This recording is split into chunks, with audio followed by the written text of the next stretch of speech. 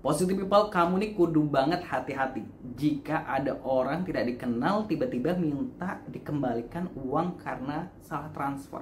Ini termasuk orang yang kita kenal juga, ding. Tapi siapa tahu ini ada data kamu, nah yang dipakai buat pinjol alias pinjaman online.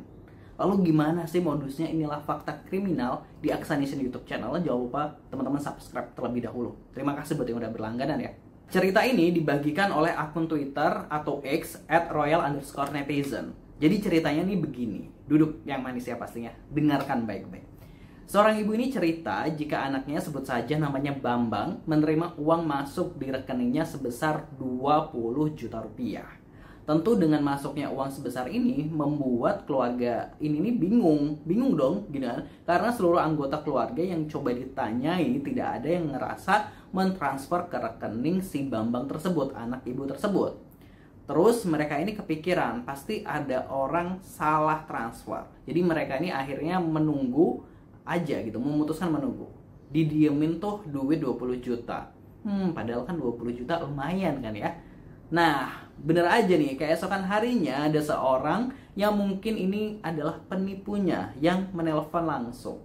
Dengan halus dan merendah, si penelpon ini meminta maaf karena sudah merepotkan dan meminta uangnya dikembalikan. Yap, dengan alasan salah transfer. Nah, di sini cerdasnya si Bambang ini bilang gini, besok ya saya harus ke bank terlebih dahulu untuk mengembalikan uang Anda. Dan diiyakan sama yang menelpon, yang disinyalir ini adalah penipu itu. Nah, besoknya Bambang ini kembali ke bank ya. Tujuannya untuk meminta pihak bank memproses pengembalian uang sebesar 20 juta itu. Nah, pas di sini petugas bank ini nanya gitu kan, apakah tujuan transfer balik ini ke keluarga Anda? Bukan, ini ada orang yang salah transfer. Jawab Bambang di depan petugas bank. Ya, Bambang ya jujur-jujur aja kalau kemarin ada orang minta dibalikin karena salah transfer. Nah, kemudian pihak bank ini menghentikan proses transaksi dan kembali mengecek ulang datanya, mencoba menelusuri dari mana uang masuk itu berasal. Kan pasti ada data nih dari pihak mana yang mentransfer gitu. Lalu pihak bank ini bilang gini, ini bukan salah transfer. Waduh, sontak Bambang ini bingung dong, gimana mungkin lah, jelas-jelas orangnya kemarin minta dikembalikan. Terlebih dia juga nggak ada uang sebesar itu gitu. Maksudnya dia nggak mungkin punya uang sebesar itu. Lalu dijelaskanlah sama pihak bank jika uang yang masuk itu adalah uang yang berasal dari pinjaman online alias pinjol. Nah, sama pihak bank ditanya lagi, apakah Anda ini baru melakukan pinjaman online alias pinjol? Nah, si Bambang ini tentu menjawab tidak pernah, apalagi 2 hari yang lalu tidak ada pendaftaran ke pinjaman online. Lalu petugas bank ini menjelaskan, mungkin ini adalah modus penipuan baru lagi. Penipu ini mencuri data Anda dan digunakan untuk transaksi pinjaman online. Kalau Anda transfer uang itu ke penipu dengan modus salah transfer tadi, mereka akan dapat uang itu 20 juta dan Anda harus membayar hutang 20 juta itu ke pinjol. Waduh.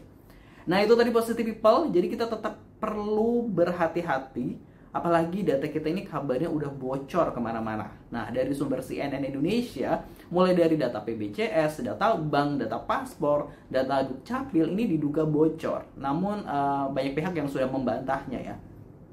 Maka dari itu kita tetap harus selalu waspada dan hati-hati.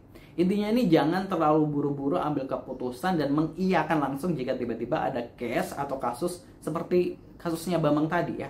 Soal salah transfer ini kalau menurut gue sih ya, kayaknya nih salah transfer itu alasan yang kurang masuk akal nggak sih?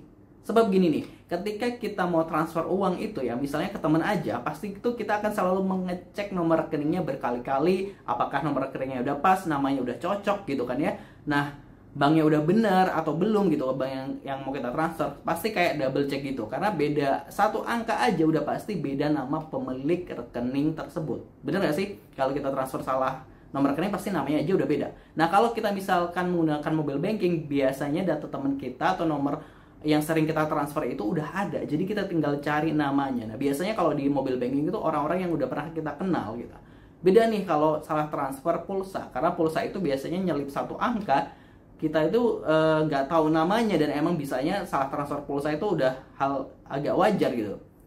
Tapi apapun itu, kita tetap harus selalu waspada, intinya tetap harus tenang gitu, jangan gerusa-gerusu langsung transfer. Itu tadi salah satu modus penipuan yang mungkin harus kita waspadai juga dari sekarang. Terima kasih buat Positive People yang udah mendengarkan cerita fakta kriminal ini. Pasti jangan lupa subscribe. Terima kasih yang udah berlangganan.